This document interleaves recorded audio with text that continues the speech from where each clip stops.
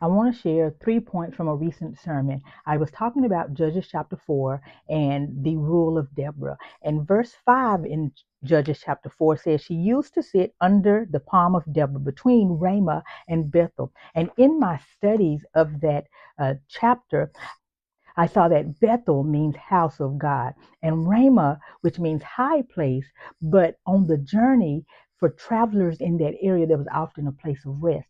And it really stood out to me of the word between. And I wondered, why did the writer say she was between? Why not just say she was outside of the gates? Of either Ramah or Bethel.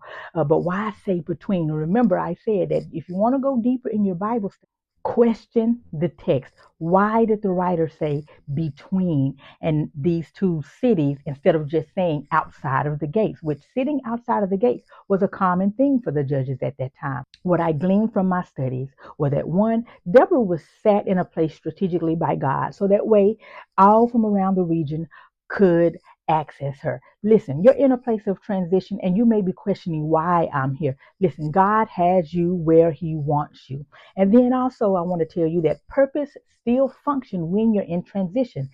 Sometimes the enemy will try to tell us, or even our own self-doubt will tell us that when we're in the midst of transition, that we need to just stop. We need to sit down, that maybe we've done something wrong and that's what led us here. But if one, we know that God has us where He wants us, then two, keep on functioning until God tells you to do something different. And so my 3 points are allegiance. Remember who you are and remember whose you are. Two, alignment. Remain faithful to God and His word. Remain faithful and obedient to the last instruction that He gave you.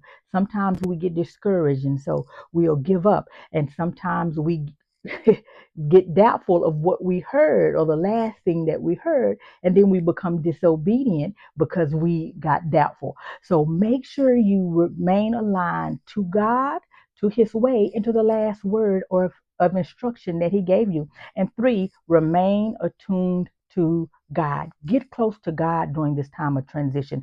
Make sure you're spending time in prayer. And I still believe in the power of prayer and fasting, so that way you can be attuned to Him and you are clear to hear what His next instruction is, but also that way you are fortified and protected. And so that way, if you are attacked while you're in that place, if there is spiritual attack against you while you're in that place, you are able to handle it.